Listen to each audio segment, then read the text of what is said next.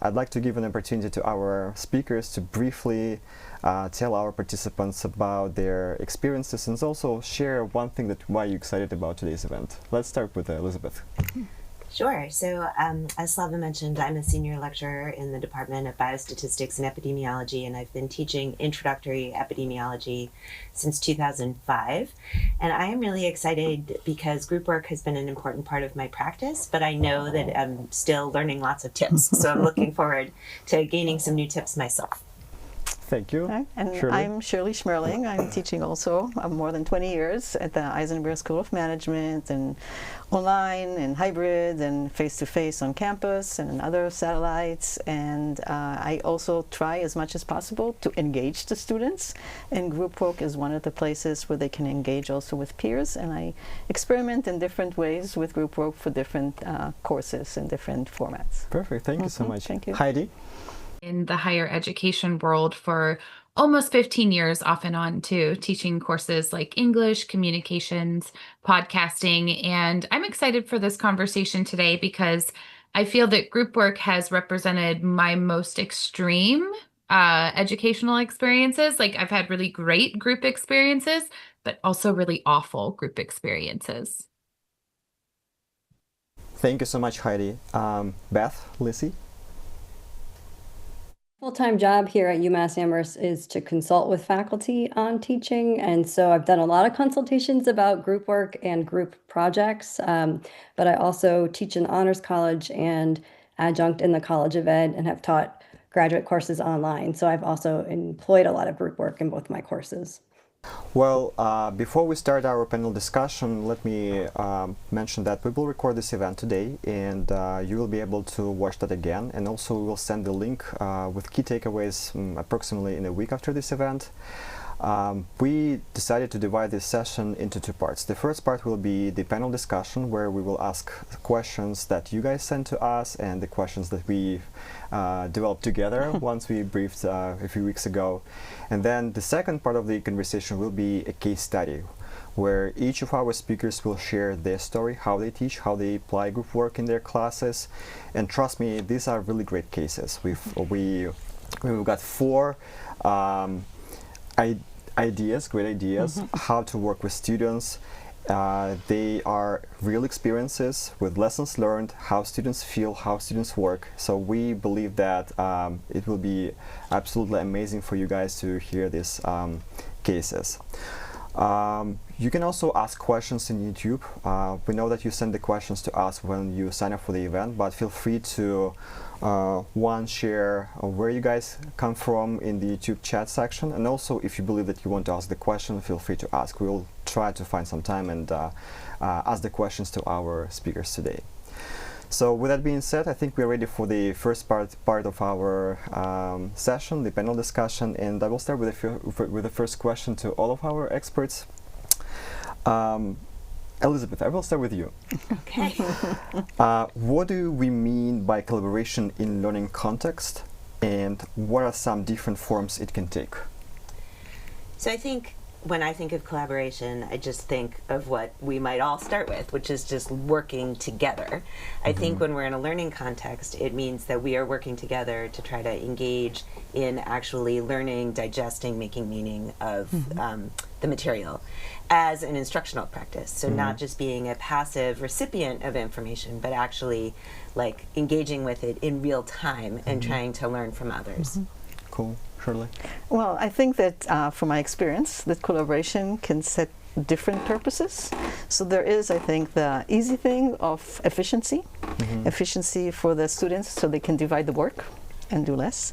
It can be efficiency from the instructor perspective. I have to grade less. It can be that we want to make sure that the students have they know how to work in teams, because that's one of the things that recruiters now want to see, that they know how to work in teams, so that might be a purpose. I personally also use, like Elizabeth, the collaboration for learning purposes, to actually use the engagement and the collaboration so that we can understand better, help each other with asking questions, meaning, understanding, asking questions, explaining, to use the collaboration for the learning purposes. Thank you so much. Heidi, what do you think?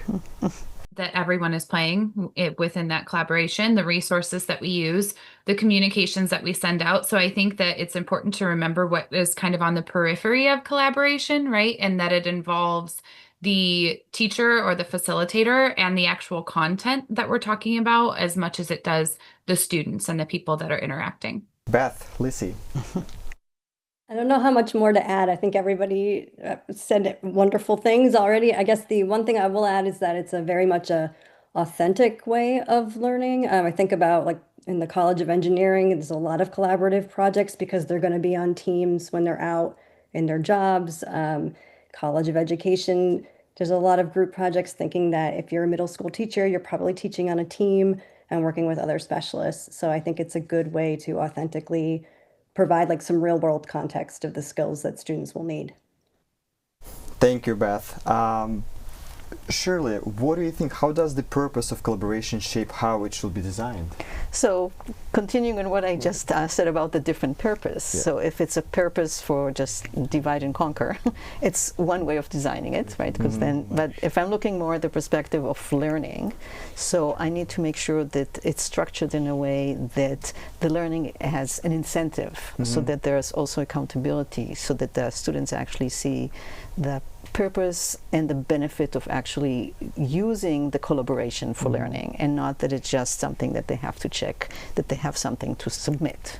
So I think we need to structure it in a way so that this is happening in the classroom. Yeah, and also I think that's what the future employer expects from people, because they expect people to work in groups, right? In different teams. I have this experience when the employer had this expectation, because I need to, like, they don't want me to work alone, right? They want me to ask for suggestions, for additional thoughts, and that's how effective projects exist, right?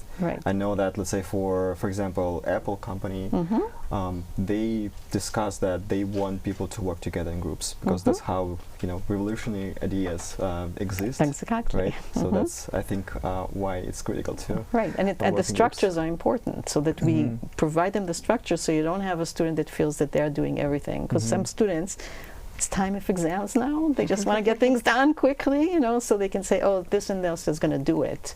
You know, because I'm working on a different project, and then they don't actually have the learning from that particular project they're working on. So we need to have the structures that facilitate that. What about you, Elizabeth?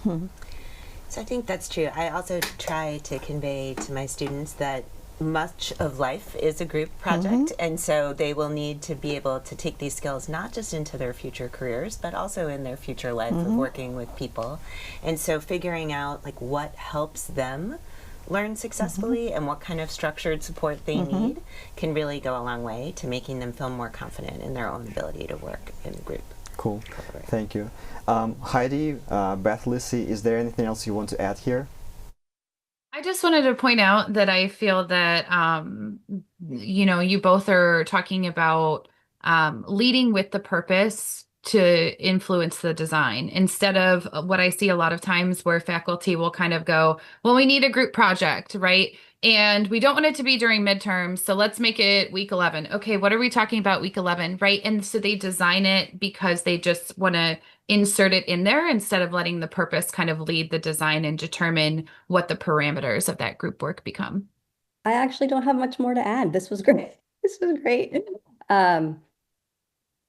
I agree with Heidi too. As a consultant, I see very similar to what she just said, which is sort of what is the intention behind the group assignment. And I think the purpose and leading with intentionality is key.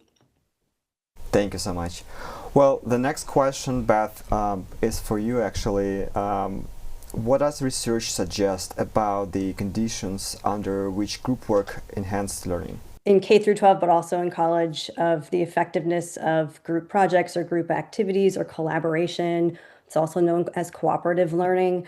And we've already kind of talked about one of the benefits, which is employers are really looking for students to have those skills. And even when we survey our own students at UMass, in the alumni survey of like, which skills did you really feel like you developed at UMass? Collaboration and working in a team is often one of the most cited skills students or alumni report back to. There's also research that says that collaboration helps with academic success and retention, but mostly I think it's that students develop the skills they need that are just transferable in other contexts. So time management, problem solving, hearing someone else's perspective, giving and receiving feedback are just skills that they'll use in whatever job they end up in, which is really nice to see. I will say, like, in the research, there's sort of 5 components that make a group activity or a group project most effective. And the first one is positive interdependence, which mainly means like the project is so collaborative that students can't divide and conquer and sort of split up the tasks and go off and do it individually. They really have to work together to make it meaningful. And then also like having some sort of individual accountability so that you don't have like what the social loafer, the person that doesn't come maybe comes to like 3 classes and then all of a sudden they're presenting and the rest of the group has sort of done the work for them. Effective group projects promote interaction with students. So again, intentionally designed, give opportunities to practice those interpersonal skills that I mentioned before. And then I think a big one that I know is really hard to build into people's courses is this time for processing. So reflecting on like, how's it going? What will we do differently? Especially at the end, like having a moment of reflection, I think is another key piece. From your experience, what are the reasons it fails? I mean, we don't want to just say it fails, but maybe what things we should avoid to ensure that group work is effective? Clarity on roles and responsibilities, that accountability piece is really big. Helping students navigate conflict, I think, is one that sometimes overlooked, like checking in on groups, especially if the group project is like a semester-long project, to see how is the group progressing, and then also are they having difficulties, and do they want the instructor to step in, or do they want to handle it on their own? But just having that conversation is really helpful. And then I think one that just happens in every class is that sometimes students just don't stay on task. Like you give them time to work on their project, but maybe sometimes they sort of veer off and don't use the time effectively. And so they're sort of scrambling at the end to get the product done. Thank you so much. Well, let's move to our next question. Heidi, it will be for you. What conditions help students feel comfortable taking intellectual risks in group work? And what role does the instructor play in shaping that environment? I know this will be your case, but in general, can you share a few things? So I think that creating a psychologically safe space is really important. But I think a lot of times social media kind of confuses what psychological safety is.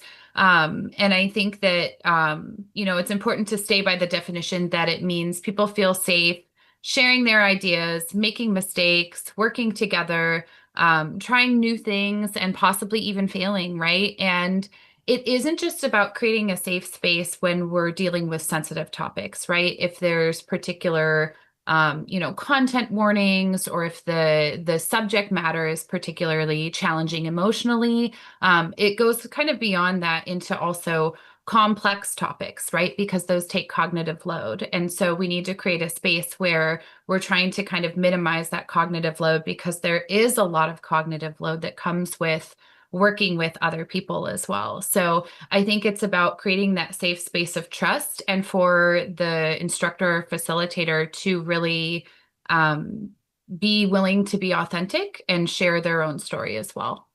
Elizabeth, from your experience, what are you doing to make students feel comfortable when they work in groups? For them to feel comfortable taking an intellectual risk, they have to feel comfortable, period. So they have to start off by really getting to know each other. Mm-hmm. And so building in some time to be intentional and to also share ideas about why that's important and what the goals are. Once they've had an opportunity to get to know each other a little bit and see that they have things in common and understand what's going to be expected for them so that there aren't any surprises, can help them really just establish this baseline level of comfort so that they can go on to really be collaborative. Mm-hmm. Shirley, anything else you want to add? I mean, together with what Elizabeth just said, I think also giving them the confidence that whatever's happening in the group is part of the process, that this is not the end result, that the grade is, because sometimes they feel the grade is depending on that, and some people can be nasty to others because they want to have the right answer instead of this is the process of learning. Well, how much group work you think is too much? I think it depends a little bit on each individual context and each particular class. I think for me, it's finding a right balance between having it be a habit and a muscle that you build, so doing it pretty regularly so you're not starting from scratch every time is important, but also making sure that it's not getting in the way of what the other learning goals are. So the way I structure a lot of my classes is that I will do a mini lecture for part or some of the time that we have together. Then we'll do a group activity, and then that will kind of break the ice and warm up students' voices and have them have an opportunity. And then we'll move into a larger format discussion. And so some days that group activity might be a small sliver of our time together, and others it might be a big portion, but it almost always is a portion, so that students will know that it's not just going to be listening to me for the full time, but they will have an opportunity to engage and ask questions. A lot of them feel that it's much safer to say, I don't understand this in my small group. And then if other people in their small group don't understand, it gives them the courage to ask the question of a TA or of me, because they know that they're not the only one with that question. Cool. I would add that, I mean, when I also do the group stuff, it's sometimes I don't keep the same group. So for larger, grades, things that they are in the same group, but then if just sometimes actually learning to work with other people is also part of what they're learning, that they still have to, they don't have to, it's not a grade kind of thing, it's more for the learning purposes, so just mixing them up, like the people that are sitting next to you, or just making something else so that they learn to work not just with the same 3-4 however people for the whole semester. Thank you so much. Bethany Lisi, anything else you want to add? What always amazes me is when I ask for feedback on my classes, students have preferences, and it always, as someone who loved discussions and group activities, it always kind of humors me to hear when a student says, I wish you would lecture more, which is just a preference of how they think that that's the way like they learn best. And so I often have to, when I go back to talk to students about the feedback, talk about striking a balance between what everybody sort of sees as their ideal way to learn. And again, just sort of be transparent about the benefits of group work again. We've talked about collaboration, what collaboration is, and when it works. So now let's move to the second part of our seminar, case studies. And the case studies will be, we have the problem, we have the question, and then how our speakers address these problems. We will start with Beth Lisi. And sometimes what happens is that instructors often assign a group project as a culminating assessment at the end of the class, and while some students can adapt and easily work in groups, others can have some difficulties. So Beth, how should group projects be scaffolded across the semester to support progress without over-directing students? Thank you. This is a question that I often ask faculty that I consult with when I see a group project at the end of the semester. So I feel like I should practice what I preach. And so I try to do that in my own courses. And so I'm going to just share a couple slides just to sort of walk you through how I designed my group project in my course on curiosity. And there's a reason why there's a visual of a marshmallow and spaghetti tower, and I will get to that at the very end. But in my course, it's an honors discovery seminar, so it enrolls students from across disciplines. So I've got engineers, I've got finance majors, I have nurses. It's very much like a gen ed course. And so they're coming in with very different teaching experiences, learning experiences, and knowledge about curiosity, which is a feeling that everyone experiences. So we have that in common. My sort of culminating activity, which actually just occurred this week in my class this semester, is a project I call a curiosity intervention. And so in groups across the 13 weeks we're together, they're working on developing this intervention. They get to choose the topic for the intervention, but basically it's an activity that professors could use to spark their students' curiosity about whatever course topic they choose. And so I asked them to do this. It's a very short presentation, it's 5 to 8 minutes, but in that they should have some sort of interactive component and have an intervention that somehow reflects how we define curiosity, dimensions of curiosity, and different ways that curiosity could be triggered using novelty and surprise, complexity, or ambiguity. And so the way that I scaffold this in my own course is I start with what I consider the foundation. So this is really week 2 or 3 of the semester. It's usually after the add drop date at UMass. I put them in purposeful groups. And I also make sure I build in a lot of what Elizabeth and Shirley already mentioned, like intentional time for them to get to know each other outside of the project. Just that we're going to do a lot of group activities that aren't necessarily related to the project, but they'll do this in their small groups so they get to know each other. Some ways I form the group is that I survey the students, I think usually in week 3 of the semester, and I ask them a lot of questions just so I can kind of get a sense of who they are, what they're interested in, what they're learning, what they're majoring in. But I also ask these 2 very specific group-related questions. What do you think your superpower or best skill is when working with others on a group project? And then I ask them to tell me why they think the skill has been put to good use in previous experiences in group work. And then I also ask them to think about the times when they've had to work with others and how they sort of show up in that group. You know, do they take charge? Do they hang back? Are they quiet? Are they eager? And I'm also observing them. My class is small. It's only 15 students. I'm very lucky in that way that I can kind of see how they interact in class, and I kind of get a sense, very base level of like, who's the person that's always going to raise their hand and answer when I pose a question, and then who are the people that are a little bit, maybe a little more quiet, and then I kind of see like what they say through these surveys as well. I group them often by their major if I can, because of what the project is. Since it is finding a course topic to build curiosity about, I kind of want them to have some sort of prior knowledge, collective prior knowledge on a topic. So usually I put all the nursing students together, all the engineering students together. I always have a group where I call them my unicorn group, where it's just a bunch of random majors. This semester it was finance, sports management, and English. And they managed to make it work, and I was very proud of them. A semester before, I had a music major, an anthropology major, and an environmental conservationist. And they, again, managed to make it work because I think the superpower question helps me sort of shape the group too. I'll always try to make a group of 3 where there's someone that says, I love presenting, with someone who says, I love to organize the project, and usually with someone who says, I'm the social glue that sort of gets people out of their shell and gets them talking. So I really think about the skills that each student can bring to a group and sort of shape the group that way. And then in the 3rd week, once they're, or the 4th week, once they have been formed in their groups, I tell them who their groups are. The very first thing they do is fill out a group contract where I've already put in their superpowers, so they know why I've shaped the group the way that I have.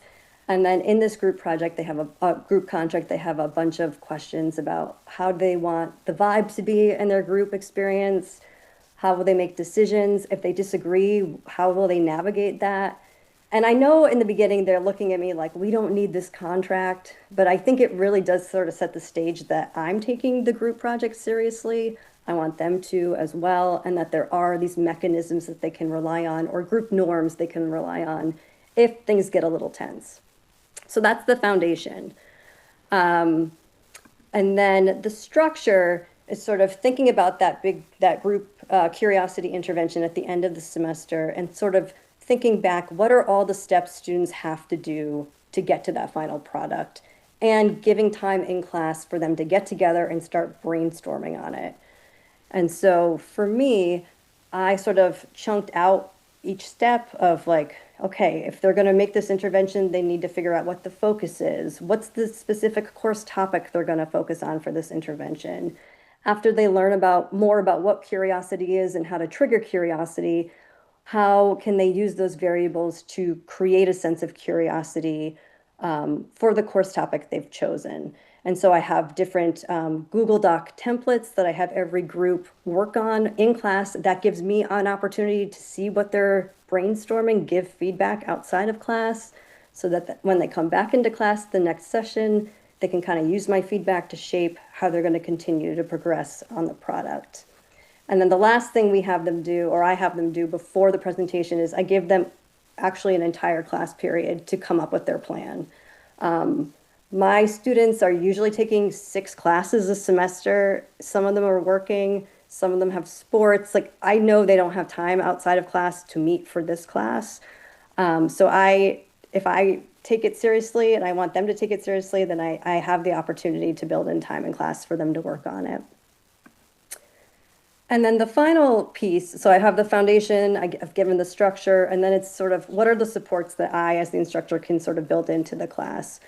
So being very clear about what the directions and expectations are for the project, I use the TILT framework, or what's called the Transparency in Learning and Teaching framework. That's sort of a structure for explaining what the purpose of the project is, the task, and how they'll be evaluated. So there's no guesswork in that. Like I said, I give them ongoing feedback, both in their Google Doc that they're working on, but also I go around to each group when they're working in class to sort of get a sense of where they're at. If they're stuck, can I help them? I give them a lot of practice opportunities. One of the 2 practice opportunities I just want to highlight are, one of the things I think people often forget about presentations is the skill of actually physically standing up in front of your peers and talking to them. And so it's very different than sitting at a desk and contributing in a class discussion. So one of the ways we practice that is that I have a 5-year-old daughter who has a lot of toys, and one of her toys is a fake campfire. And so I bring it to class, I shut the lights off, I put the campfire on, I bring s'mores cookies, we sit around the campfire, and I give them a couple questions that they could answer, they get to choose, and I make them stand up while we're all sitting on the floor and answer the question. And none of us look at the person, we're just looking at the campfire. But I want them to just get comfortable being in front of their peers, having to stand up. And so in a very low stakes, kind of silly way, just to also say, like, this is not so serious. Like, we can have fun and learn and do the things together.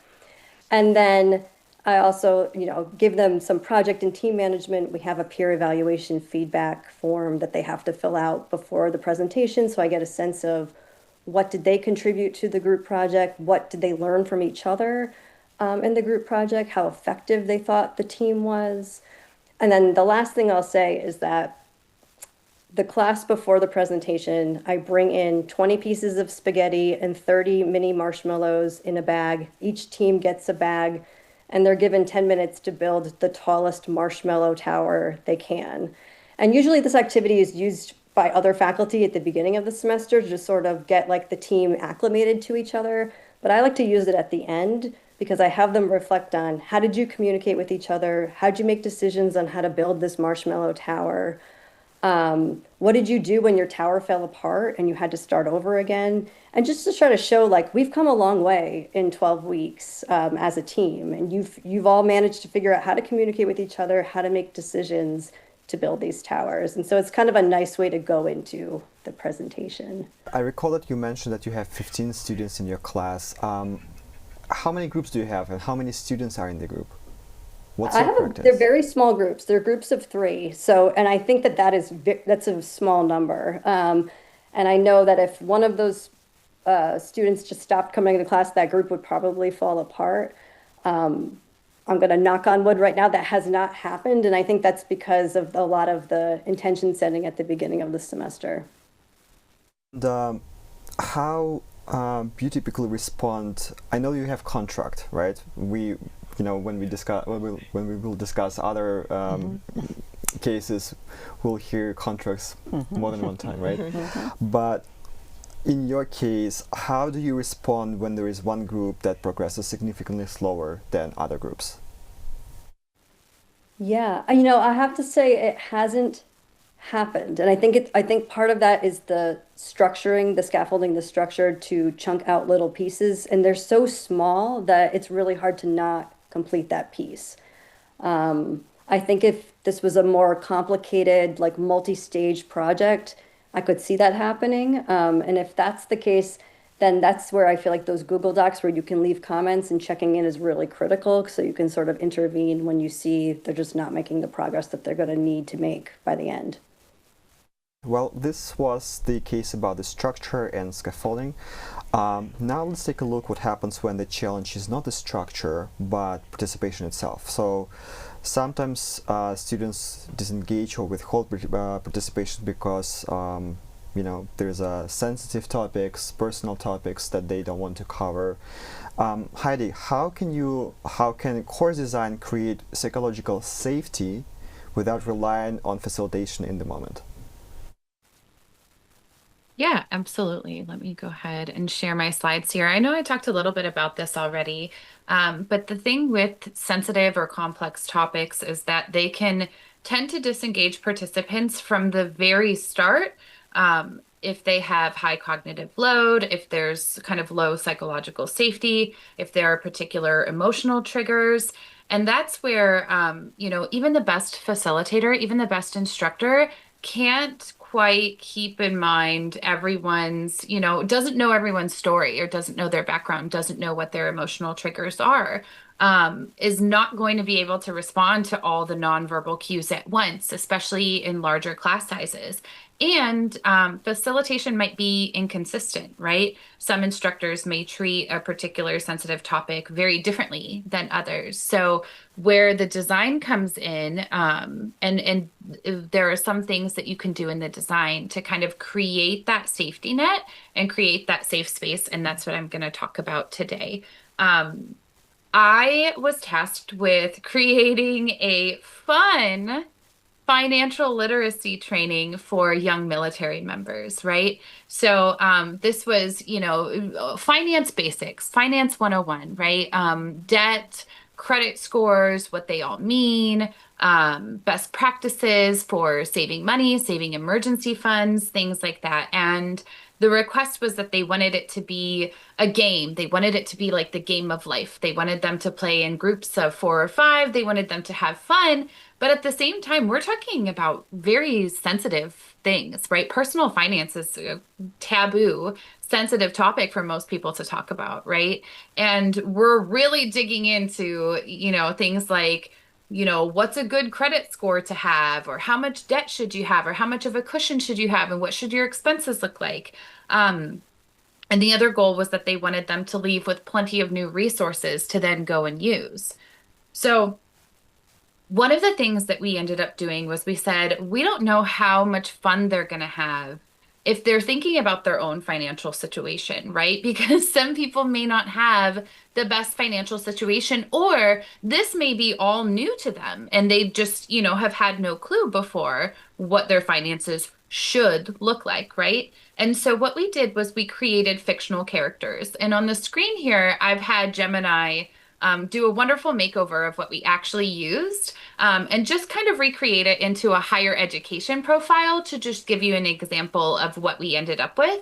But we created these characters with backstories that they then were assigned to play with. And then each of these characters had 3 goals. You can see this character's goals are to save money into an emergency fund, pay more student loan debt, and save for some post-graduation expenses, right? And so the goal during the game was they'd have a little lesson, and then they would get an amount of money. You can see the goal money at the bottom there was how much after this person's expenses and pay they had left to contribute to those goals, right? And then they also spun a wheel, and that wheel had like different life events, right? So, take your animal to the vet was minus $200, or, get something, achieve a goal, like run a 5K, you get $300, right? So like the little events that would affect that money. And then they had to decide where to distribute it to meet the most goals by the end of the game.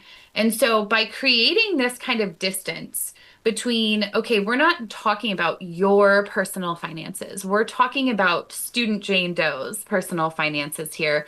we can be a little bit more critical. They can make comments like, well, does she really need a new professional wardrobe? Does she really need to spend that much, right? And so by taking it away from, self-reflection in the very beginning, you're building this kind of buffer of trust where you can kind of go, okay, now I'm seeing how everyone else is talking about finances. Where can I, insert my story, or how can I reflect on this? Because, maybe somebody in your group who has a lot of experience says, well, why do they need so much money in their emergency fund if their, utilities are so low, or, something like that. And without having to think, oh, I'm being criticized, someone in the group can then go, oh, I didn't know that that was a bad thing or a good thing, or, and just they're able to judge the character's decisions rather than each other's decisions or their own, right? And so it created a safe and a fun space to talk about finances, and to kind of dig into it. And so the outcome of this was that kind of during the course of the classes, about halfway through, students would become comfortable kind of talking about their own situations and their own finance. And, so by the time you got to the third lesson, which was about credit scores, some of the students were comfortable enough to share their credit scores, right? And once they were able to kind of build that trust, not only were they sharing, but we also encouraged the facilitators to share their stories as they felt comfortable as well. And then some of the other leaders who just sat in on the training classes also shared their stories. They, you had people who were, military veterans who were like, oh yeah, I made that mistake when I was your age. And so they started jumping in and sharing advice and giving their opinions too. And they weren't even part of the training. So by creating that kind of safe space to have these conversations from the beginning, it really invited more conversation and really created kind of a powerful experience. So the kind of takeaways from this that you can go ahead and apply to your own group work are to reduce the cognitive load as much as possible. So one of the things that we really set up was like a really strong facilitator guide. I won't go into all the details because this was a gamified training. So there was a lot of structure, there were a lot of rules, but we were very clear from the beginning that they were going to be playing as these characters, what their goals were, how they were going to move through the game. And that provided some of that additional support for kind of understanding the dynamic, right? And then increasing that psychological safety. So, criticizing a character, if you don't want to do a character, an idea, right? A theory, create a scenario, create a case study rather than talking about something real or something personal. And then that creates that, what I like to call that professional distance, right? Because everybody comes to a situation with a certain amount of authenticity that they're willing to reveal, right? And it's different for every student. Some students may be more comfortable sharing their credit score than others, right? So allowing that space to talk about something that isn't them can sometimes help to accommodate those differing professional distances. And then also making sure that facilitators are clear on, we're not here to judge, we're not here to shame people, and then encouraging them to be part of that trust building and part of that authenticity by sharing their own stories as well. Was that group work designed for the face-to-face class or for the online class? Face-to-face. Right. Well, then just an additional question for you about do you think that it's possible to create such activities for the online classes? And if so, what tools would you recommend to use? Absolutely. I think, some of the game mechanics, maybe not, but, that's a conversation for another day. But definitely the group work aspects, you can create online scenarios, characters. Those are things that can all be presented virtually as well. Cool, thank you so much. Well, this was about how to create psychological safety. Now let's move to the another topic, the accountability, right? Mm-hmm. So, Shirley, We all know that in problem-based courses, sometimes it's really difficult for students to develop confidence, and even though they can work together with students, there is a challenge around uneven participation. So how do you solve this issue in your classes? How do you make sure that all work together? So what I'm looking at is a case where I'm using the collaboration, the group work, for learning, and actually as a learning process and not just the end point of knowing how to solve something. So we all, in our experience as instructors, we kind of like, are they just completing the task, or are they actually learning and they really understand it? Are they really collaborating, or is there just somebody doing the work and others are just social loafers? Do they trust that the grade they're getting is actually, can they rely on the others and they just say whatever they get is fine, or they're upset because somebody else is not? So these are the struggles that we have, and I try to structure the collaboration and the group work in a way to address these so that we don't have these conflicts with them. So in this class, which is it's all a core class for the major, so everybody's the same. It's not like Bethany Lisi had to do with different people. So they're all in the same major, and they're undergraduates in a required course, and it's basically problem solving. They need to learn methodologies, and it's more quantitative. Some people are stronger, some people it's required and they don't want to do it, right? And it's a way, the group work is to help them actually learn. So it's part of the learning process. So the idea is that they will learn how to explain their reasoning so that they know not just what is the solution, but how do we get there.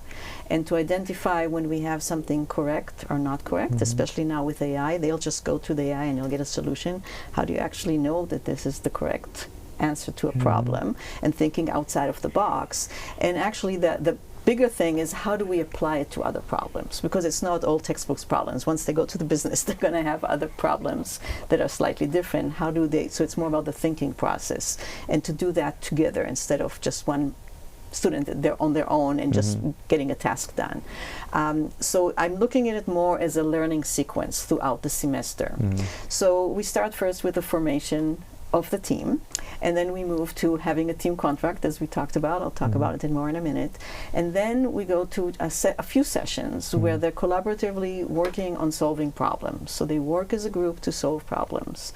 And then we kind of get to a session that is kind of like the highlight. I call it exam preparation, that some of their grade is going to be part of it.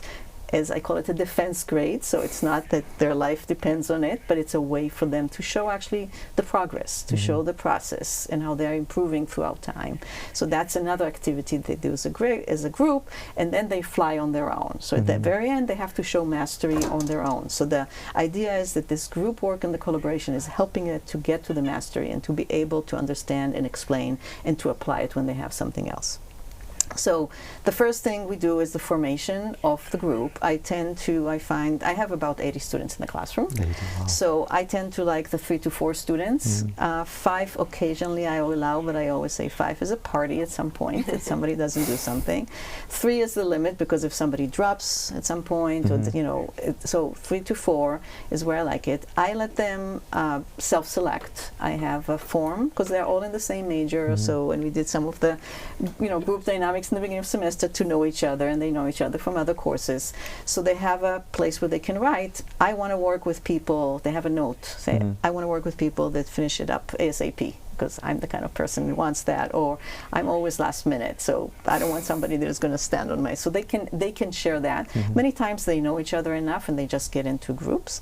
And then once we have the groups, I said that's the deadline. Then I create for them designated shared Google folder that is for the group, that the TA have access, I have access, and the group members have access to it. So it's right there, and it's set for them with all the folders, the subfolders, so they're also learning how to organize. Within that, they can do whatever they want, but they have a very specific, they know what the structure from day one, that these are the number of group assignments they're going to have and what they need to do. The first one is the team contract.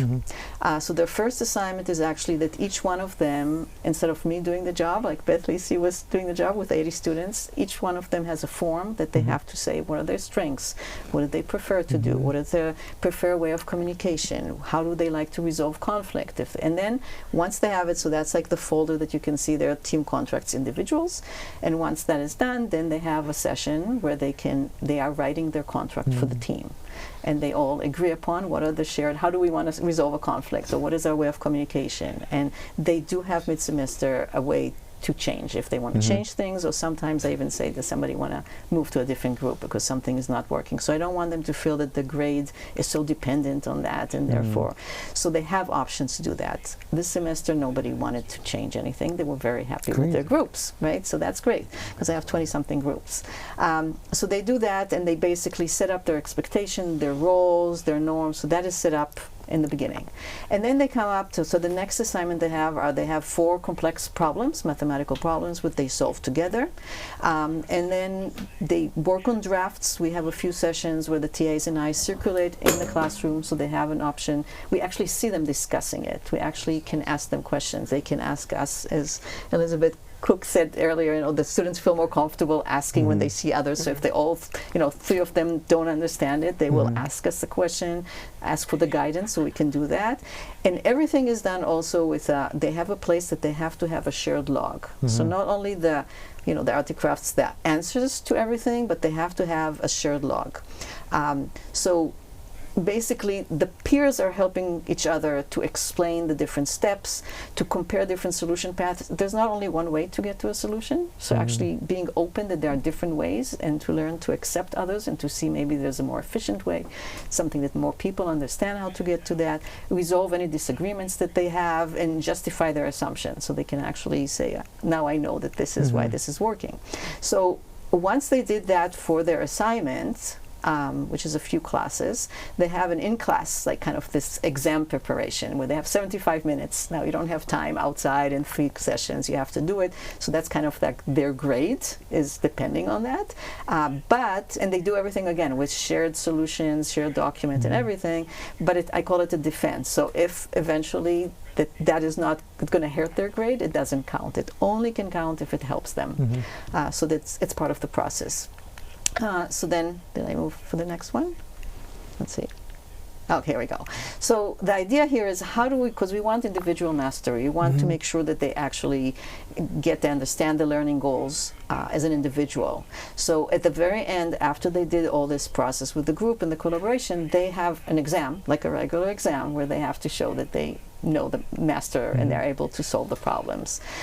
Throughout the process, they have all of those shared documents, and I'm going to show an example in a minute, so they can actually show what happened, who did what, how did we actually resolve these problems. So they are documenting that, and again, it's designed so nothing hurts them, unless they didn't participate. If they didn't participate, then obviously, but so far, like this semester, everybody is part of everything. So here's an example in a log that a team said, for this problem, one student did the graphing, another student did the calculation, others did, and then, this is what we did for this problem. For the second one, we worked equally on the question.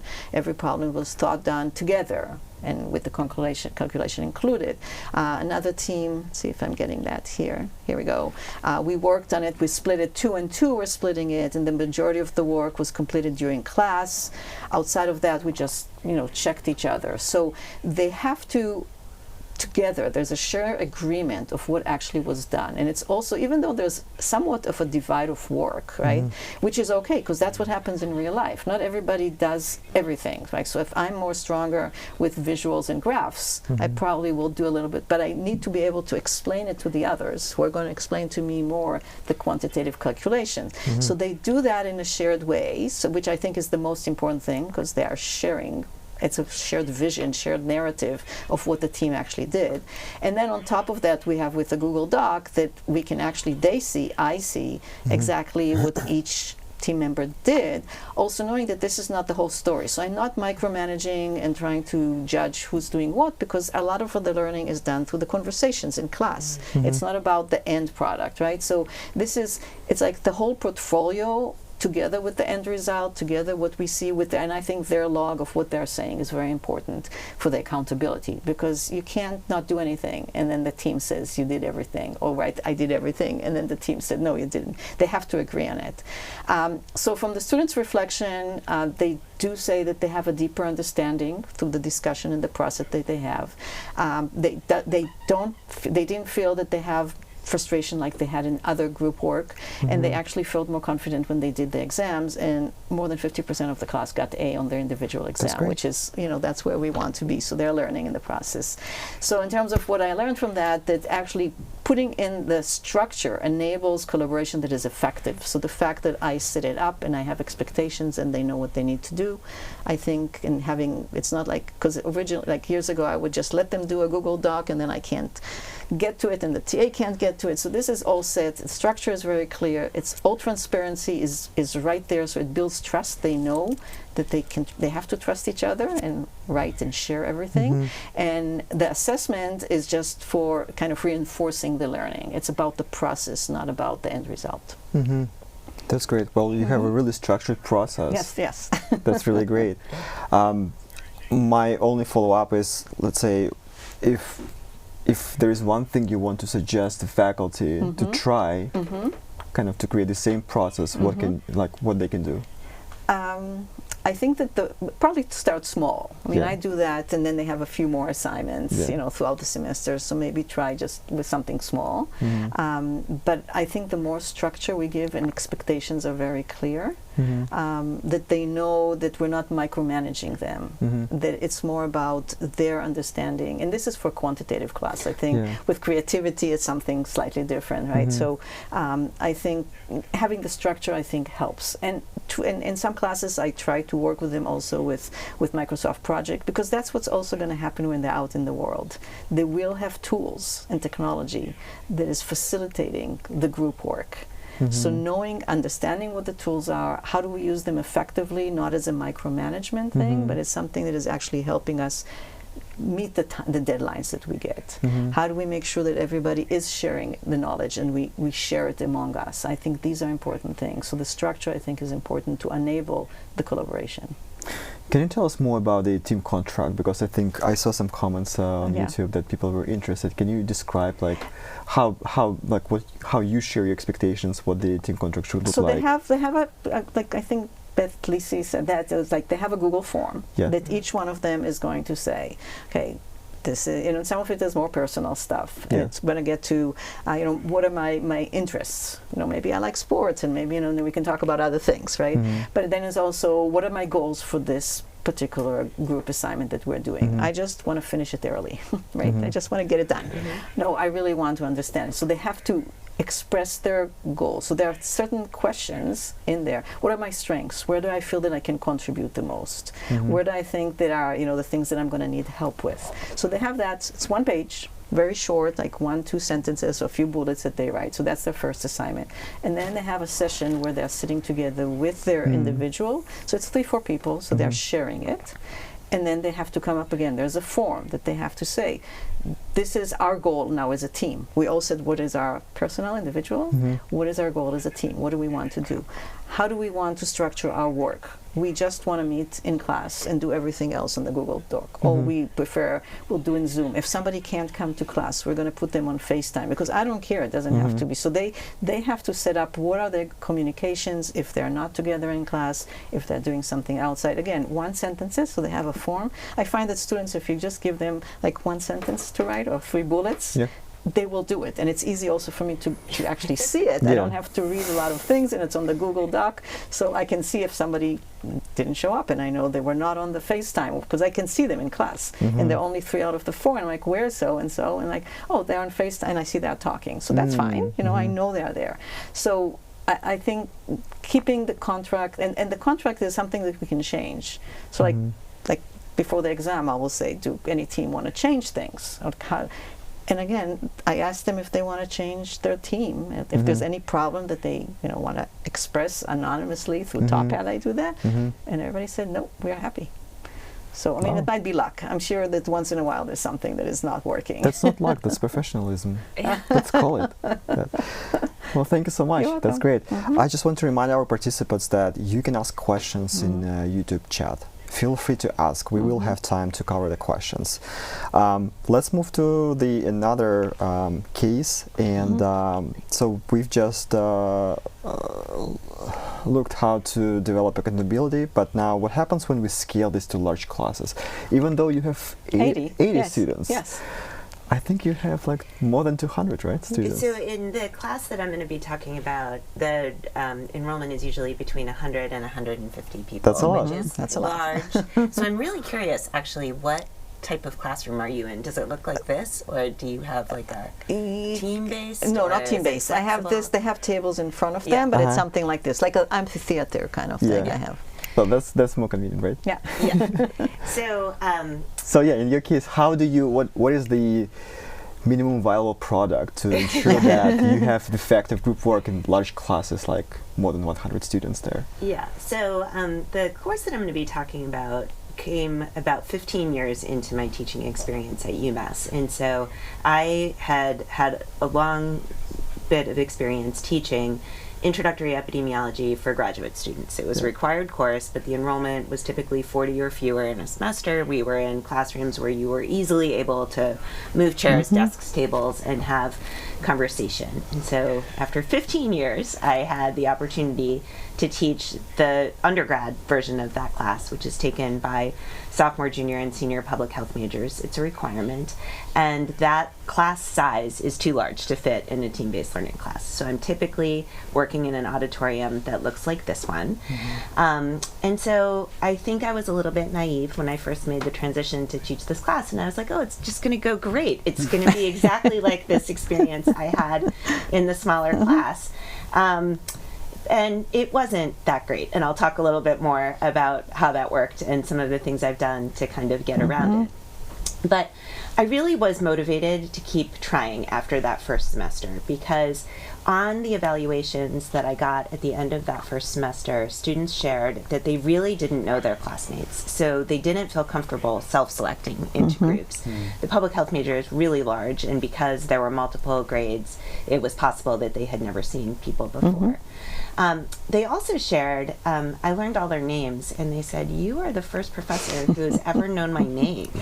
And so I was like, well, that can't be something that we continue on with here. So how can I make this a little more manageable to learn names even more quickly so that students will feel like they're known by me? A number of them shared that they struggled to stay engaged for a 75-minute lecture, even when they were excited about the lecture. That was just too long. And so it motivated me to find ways to break things up. And then over the course of this semester, I learned just how many competing demands they have on their time. Beth Lisi talked about this also, but their work, the other coursework, their extracurricular activities, family caregiving, lots of different things. So if there was going to be collaboration and if there was going to be group work, I really needed to be intentional about making space for it to happen within the bounds of our class time. And a further motivation is that this is a required course, it's quantitative, and students come to it with diverse interests and disparate levels of preparation, and I would add also really diverse life experiences. So they have a lot to learn from each other and teach each other and share with each other about the kinds of things they're interested in. So I was motivated to kind of stick with this and keep trying. But there still are a lot of barriers, and the physical space of an auditorium with this fixed seating is really not conducive to collaboration without a little bit of intentional effort. There's a wide spectrum of interest in the course material, from somewhere around no interest whatsoever in the course material to I can't wait to be an epidemiologist and I've been waiting to take this class for my whole time at UMass. Because of this or related to this, the attendance can really vary from class to class. I have an attendance policy in place, but it still is fairly flexible. It's hard to mandate attendance in a public health course when you want people to stay home if they're not feeling healthy. So recognizing that there should be some attendance policy, but there are going to be people who are missing from time to time. And a lot of students have really come with some baggage where they haven't had positive experiences in their group work in the past. So these were some of the challenges that I've been trying to deal with and work through. So one of the ways that I have found a bit of success is to try to really set the tone from the very beginning. I don't want any student to come to the class and be surprised that there's group work. It's required, so they have to come to the class anyway, but I try to give them some advance notice that this is going to happen and you can like do whatever you need on your own to prepare for being there. So I start the semester sending out a welcome message, which includes links to a welcome video that explains my motivation for using group work. I use student quotations that I've heard from students in the past to let them know that this isn't just what I think is good for them, but their peers or their former people who have been in their shoes before really think that this was worth it in the end. And I do a welcome survey that features some of the components that Beth, Lisi, and Shirley have both shared to understand like what kind of energy they bring to a collaborative experience. I also make it very clear from the beginning about how their work will be evaluated. So in this setting, I use group work for low stakes formative assessments that are evaluated for thoughtful completion. And there's some flexibility built into this too. So a lot of anxiety that I think people bring from their prior experiences is they felt like if they wanted to get an A, they had to end up doing all of the work or they were dragged down by somebody else. And so letting them know that that's not going to be the case in this class. Also, because of the class size, I've been fortunate to have TAs and/or undergraduate course assistants who can really help manage groups, connect with them, make it fun, and help keep them on track without getting really micromanaging myself. So my approach is to assign the first groups before the semester even starts. At this point, I have very little information to go on, so it's more or less random. I do try to balance out the class years because I think that just by virtue of their experience, sophomores, juniors, and seniors bring different perspectives to this type of class. I aim for about 4 to 5 people per group. This is something that previous speakers have talked about. I think anything larger than 5 really does get unwieldy. I like this idea that bigger than 5 becomes a party. But because of the absences and the variety of people who are present, I think anything smaller than 4 can quickly lead to groups that are just 1s or 2s on a given day. So somewhere between 4 and 5 tends to be the right number. I also try to be really intentional about what my purpose and what the goals are for this. So I start by leaving some time I share what my motivations are and I give them opportunities to get to know one another. I use icebreakers. I am a huge fan of icebreakers. I recognize that not everybody is, but I think sometimes I ask teams to come up with 3 things that they all have in common, and the diversity of things that they come up with is really a great conversation starter and helps me to get to know them quickly. Or I ask them to share where their favorite spots are on campus, because that's something everybody has in common and is able to contribute, and it does lead to people sharing ideas with me for spots that even after 20 years I wasn't familiar with on campus. I offer opportunities for reflection, which it sounds like is an important component of other people's work as well. My first group stays through the first kind of practice assessment that we have, and on that practice assessment, 80 of the points in the individual exam are based on the individual exam itself, and 20 points are based on this reflection. So everybody has to do it. Their name is attached, but it's evaluated only by me. And it's a chance to share what's working and what's not working in these groups. They're going to stick with these groups through the next exam, but it's an opportunity to kind of revisit what's working and where I might need to provide a little bit more instruction. But then after the second exam, I do mix it up. I let them know that we're going to be switching groups. Part of my goal here, which I make explicit to them, is that I want them to get to know students in their major, because there are going to be people who are going to be traveling through the experience with them. Another thing that sometimes comes out in these reflections is that I let students decide if they want to have structured roles, like having a team leader each day and what that would look like. Some teams say, we've kind of done this naturally and we don't need it to be mandated, and other teams say, we'd really like to try this because the way we've been doing it on our own. I found when I've mandated structured roles, it hasn't gone particularly well, because not everybody has the same strengths and things that they want to bring. But by sharing what some best practices might be and how they can think about it and letting them make the choice has been helpful.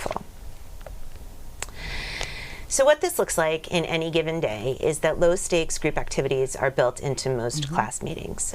When I'm doing a good job with this, and I'm still building, these evolve every semester, these aren't really activities that can be divided and conquered. They're things that build on each other. So there may be something where they have to like brainstorm about a problem, and then they have to do some sort of calculation based on the thing that they brainstormed, and then they have to brainstorm again. So it does kind of force them to do this interactive work as opposed to just splitting the work. I had mentioned before that these are graded for thoughtful completion, but what I like about doing this every time, or almost every time, is that it really becomes a habit. Students know what to expect. They come into the classroom and they immediately sit with their group. They're familiar. I can hear them chatting about things they did over the weekend or things that they have going on in their outside lives. And this has been shared by some other people as well, but there's no expectation that these groups meet outside of class time, because it seems that it would just be impossible. So what can you expect if you try this in a large class? I think you can expect some chaos at first. This is the classroom, just as a reminder. And at first, students' tendencies, if they're a group of 4, is to sit in a row of 4. But if almost all the seats are taken in this classroom and people are sitting 4 across, it's impossible for the person and the ends to hear each other. So we spend some time trying to get them into more productive clusters. This is a little bit of a fun exercise. I tell them it's going to be chaotic. Sometimes I've had to use tape on the seats themselves to mark out, here's where you're going to sit. Now remember where you're going to sit. They are a little hesitant about this at first, but we do get into a really nice pattern where they say, oh, it's much easier, and we can rotate who's going to sit in front and who's going to sit in the back. So once you can move them from this, you end up with something that looks like this, which is much better. So I think that that chaos is worth it. Students know that they can benefit from work together, but as many of the other speakers have said, they need this structure that's going to support this. It doesn't just happen accidentally. So my practice has been to assign the groups. It takes the pressure off when people don't know each other, of finding people and making sure that everybody knows that they have a place, and that that place may change, but they're going to be taken care of. Making sure that they have dedicated time, so this isn't something that they're going to need to build into their lives outside of class.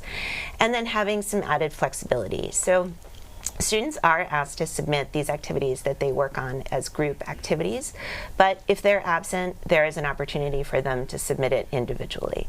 Most times, students find that they would much rather do it as part of the group than have to do it on their own and submit it individually.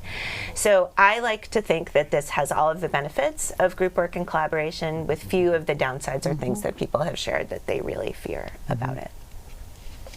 And these are just some of what students have said in this particular class in their own words. I'm not going to read them out loud, but it can just be here for a moment. That's great. Well, thank you so much. I actually have a question from the comment section, but I think I will ask it to both Beth, you, and Shirley, you. I think you have slightly different approaches how you form groups. So the question, if a student wants to work alone, do you let them or not? Like, why yes or why not? It's a good question. Yeah. It is a good question. So if a student expresses to me that they want to work alone, I really try to sell them on why I think it's a good idea for them to work together. And I kind of emphasize some of the things I talked about. Like, this is not, your grade's not going to depend on it. It's an important skill. When you have a job interview, they are going to probably ask you to share an example of a time where you worked with a group and were an effective member of a team. So this is like a really easy, low stakes way to kind of develop your story of how you've done that. Sometimes when students want to work alone, they decide that the way they're going to accomplish that is by just not showing up and being a member of the team. So it's something that I usually do try to work with them, but if they ultimately are just not going to attend, I'd rather have them be there working alone. Okay. It doesn't happen very often, though. I also think, I mean, from my experience throughout the years, sometimes there are accommodations for people that have, and we need to... That was mostly about the accessibility question, like what... Yeah, like so there is an issue with some people from an accessibility perspective, and then we just have to be flexible with what it is. You know, try to explain, maybe try it, take the risk, let's try something low stake, just so you go through experience, but some people might have anxiety just talking with other... I mean, it's like we really need to be conscientious about it and not force it.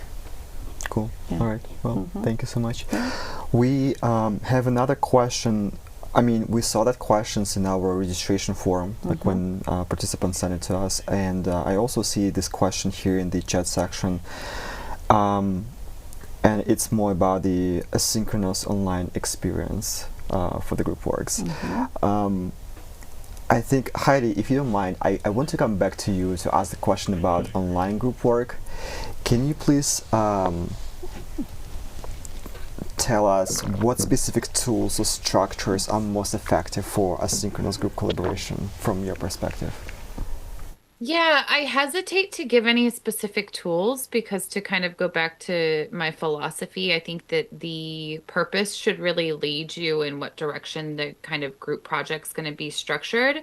But I think in terms of structures that lead to success, a lot of the stuff that Beth Lisi was talking about back in the beginning with making sure that there's some sort of interdependency and kind of setting up those rules and clarity, and really just kind of utilizing the best practices that everyone shared here today as kind of your basis for a good structure. Cool. And then another follow-up for that is, so we've discussed cases that are mostly designed for the face-to-face classes. But what changes about the instructor's role when we facilitate the same group work in online environments? I think it depends if it's real-time or asynchronous. Okay. Right, because it can be online in two different ways. So if it's in the same time, especially if we're using Zoom, I would go into the breakout rooms, right? So then they have the space, and the instructor, especially if they're a large class, you need TAs because you can't cover everything, and you can still do, it's different. But if not everybody feels comfortable putting cameras, but at least you can simulate something of sitting in a real class. I think the more challenging is the asynchronous, where they're not required to be at a specific time. That means that they only are required to use asynchronous technologies to do the collaboration. That's a little trickier. But still they can follow, you can follow the same logic that you're using for your class. Correct. With Google folders. Yes. I mean, I don't want to name all the tools, but in Zoom there's Zoom whiteboards or Lucid, right, where you can create boards and students can work and you can see the logs. But that's the. I mean, we missed the discussion part, right? Because it's not happening. It's a discussion that is asynchronous. Yeah. So one person saying this, the other one comes back. It's not 3-4 people together. But that's the nature of the format that these students decided to take. Yeah, you're right. The one thing that we kind of forgot to mention during our discussion today is about grading and how can instructors fairly balance individual accountability with shared group outcomes in grading? Again, it's a tough one, but I mean, for me, it's like that's why I use a lot the log, because if first of all I see what's happening, I see who didn't show up. But also if the team says, because maybe sometimes I don't see it; it's behind the scenes, but somebody did contribute, and the team shares it. I respect it. Who am I to judge that it's not? So then the person is going to get the grade of the team because they were part of the team. Anything else you want to add? I think in this class example that I was sharing, it is not the grading doesn't matter as much. The individual accountability is for the things that the group work has prepared them for. So similar to your approach, they do exam review sessions as a collaborative activity, and then they take individual exams. Right. So the accountability is built in. In other classes, I have gone through a process of doing peer evaluations where everybody contributes, and this class is not set up that way. But I think there are some tools to use. Yeah. Personally, I found that I prefer the logs than the peer evaluations. The peer evaluations, you either tend to have that everybody's perfect, or you tend to have somebody that they have grievance. Sometimes you have the 2 clicks. Whereas when they have to show me the log, it's on a continuous basis that they have to have a shared narrative about it. They can't just come at the end of the semester and say, you didn't do the work. I mean, it had to be throughout the semester. Yeah. Cool, thank you. Well, one last brief question to each of our speakers. Beth Lisi, we'll start with you. You're still here with us. So we heard 4 cases. What one major change from your experience will you suggest to instructor to apply to their group work?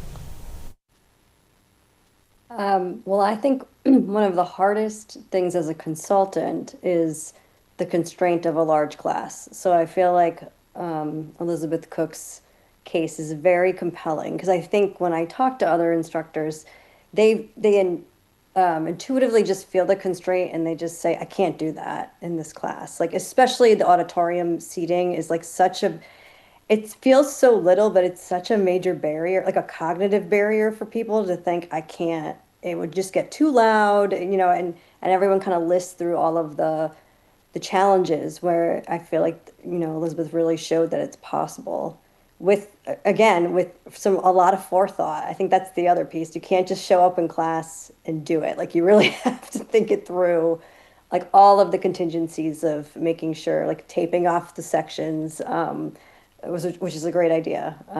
So I really appreciated that. Heidi, do you want to share one major change that you will suggest? Just adding in that structure and clarity and going back to a little bit of what Beth Lisi shared about the scaffolding. I think that was a really great support and a really great tactic to kind of add that structure in, is to kind of create that scaffolding and create that foundational layer, but also to just be really clear and have really clear goals and roles. Anything else you want to add? No. Do you have anything?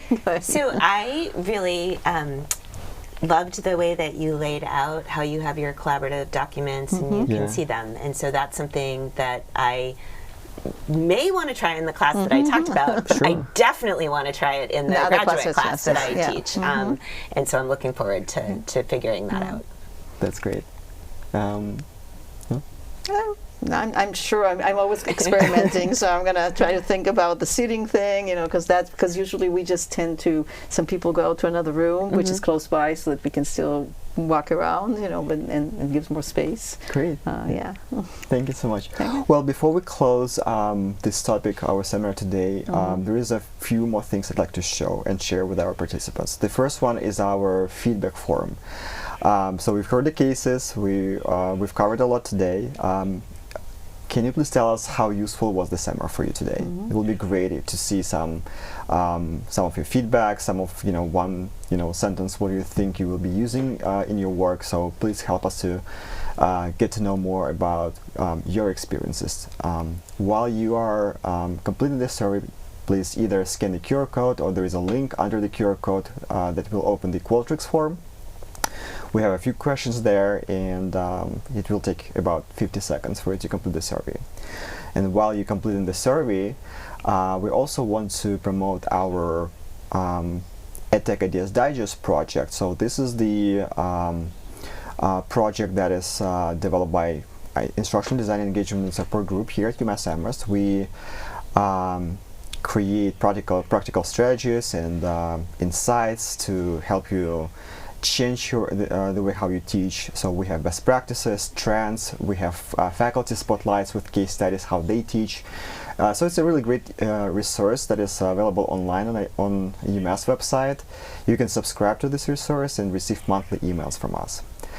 So I will just show the survey QR code one more time for you guys if you want to scan it and to complete the survey for us. But at this stage, that's it what we have for you today, guys. Thank you so much for being with us, and we'll see you next time.